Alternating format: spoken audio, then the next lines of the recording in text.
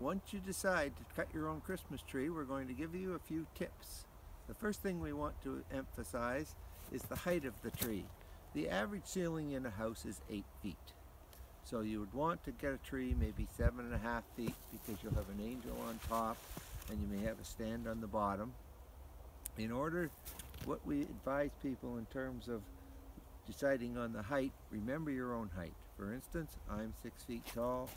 This tree here is just over 6 feet. This tree here is about 7 feet because when I hold up my arm, you get about another foot. Remember, the trees look a lot bit smaller in the field than they will in your living room. Now, the shape of the Christmas tree is a matter of personal preference.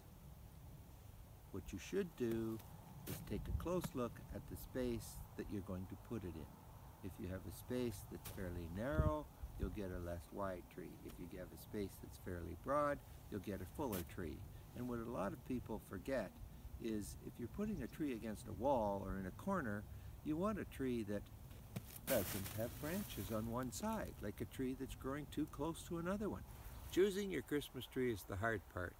Once that's done, cutting is relatively straightforward. The bases of Christmas trees are not very large in diameter, and they can cut them with a relatively small saw. So make sure that you try to cut as close to the ground as possible to leave lots of room for your stand.